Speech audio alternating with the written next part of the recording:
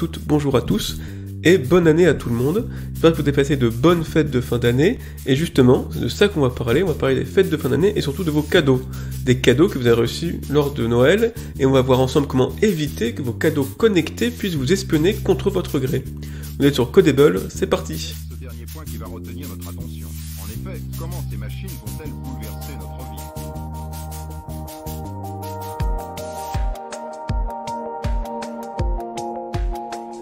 Alors, comment se protéger de nos propres cadeaux et nos propres jouets ? Avant l'arrivée des objets connectés, ce qu'on peut appeler un mauvais cadeau, ça prenait juste la poussière sur l'étagère. Maintenant, un mauvais cadeau, ça peut littéralement vous espionner et faire partir votre vie privée dans des prestataires de services dont vous n'avez absolument pas idée et qui vont être nombreux à vous écouter. Dans la catégorie, il y en a surtout deux qui sont vraiment reconnus pour un espionnage massif de leurs utilisateurs. Il y a d'un côté les assistants vocaux, tels Alexa d'Amazon, Google Home de Google ou Siri d'Apple, qui ont tous été pris la main dans le sac d'écouter beaucoup trop leur utilisateur, même quand celui-ci n'avait pas conscience d'être écouté ou qu'il avait désactivé, ou alors que des prestataires de services avaient revendu les données derrière ou avaient laissé passer des bruits de conversation qu'ils n'auraient pas dû écouter. Et encore plus grave, dans la deuxième catégorie, il y a les jouets pour enfants. On a découvert des failles de sécurité, voire carrément des portes dérobées mises par le constructeur, par exemple dans le robot IQ, la poupée Kayla, ou la montre pour enfants X4, permettant par exemple dans la montre de prendre des clichés de l'enfant sans que l'utilisateur ne s'en rende compte, qui est assez quand même extraordinaire. Donc si vous avez un de ces types d'objets, je vous conseille de suivre ce tuto en 3 points pour bien vous protéger votre vie privée contre votre objet ou jouet connecté. Alors beaucoup d'objets connectés sont équipés de caméras, et ça va être le premier élément de cette liste, gérer la caméra. Alors certes, il y a un voyant souvent qui vous indique à côté de la caméra si la caméra tourne actuellement et vous espionne.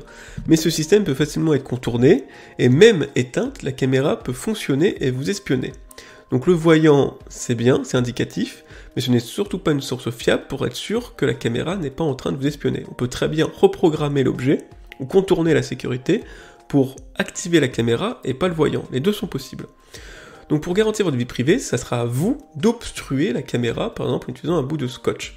Il existe aussi des caches qu'on utilise régulièrement sur les ordinateurs portables pour facilement obstruer ou non la caméra en fonction de l'usage qu'on a fait. C'est indispensable, n'hésitez pas à mettre un bout de scotch ou un cache et d'obstruer la caméra dès que vous ne l'utilisez pas avec l'objet. L'autre point de passage pour l'espionnage sur les objets connectés et les jouets, c'est évidemment le micro. Alors, une caméra, ça se voit et ça reste facile à obstruer, mais comment faire pour le micro ? Pour les assistants vocaux Amazon et Google, et uniquement eux, il existe des brouilleurs. C'est-à-dire c'est un petit appareil qu'on met au-dessus de l'enceinte et qui va se mettre au niveau des micros et balancer des ultrasons. C'est-à-dire ça va totalement saturer les micros de l'enceinte, elle va être comme sourde, mais vous n'entendrez rien. Et les micros vont se désactiver sur un simple ordre que vous allez faire. Ce système marche très bien, mais il n'existe que pour Amazon et Google, et je crois qu'il nécessite un petit peu de connaissances techniques.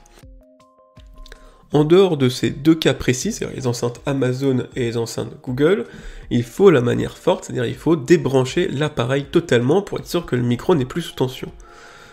Ou au moins le placer dans une boîte ou un placard pour freiner et diminuer fortement la réception du son. C'est le seul moyen, c'est pas aussi simple que la caméra. Le mieux c'est de débrancher l'appareil pour être sûr que le micro ne fonctionne plus, ou alors essayer de diminuer le son en le mettant dans un placard, dans une boîte fermée hermétiquement ou des choses comme ça. Alors, on a vu le micro, on a vu la caméra, et le fait que le meilleur moyen quand même c'est de débrancher l'objet dès qu'on ne s'en sert plus, ou au moins d'obstruer le plus possible la caméra et le son, pour si c'est plus pratique, mais le danger peut aussi être en dehors de l'objet et dans l'application mobile. Parce que beaucoup d'objets connectés nécessitent une application. Dans ce cas, il faut d'abord penser à bien éteindre l'application après l'utilisation, comme l'objet connecté. Il faut faire attention, sur iPhone et sur Google, l'application a tendance à tourner en arrière-plan, et donc à rester active. À vous de bien retirer l'application de l'arrière-plan et de bien l'éteindre dans votre téléphone. Attention également aux ressources demandées. C'est-à-dire, une application pour jouer ne doit pas avoir accès à vos contacts ou à votre micro par exemple.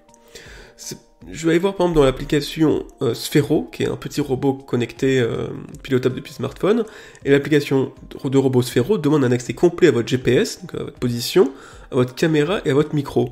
Mais est-ce que toutes ces demandes sont bien utiles pour piloter le robot par Bluetooth ? Donc attention à ce que demande l'application, ne dites pas oui à tout.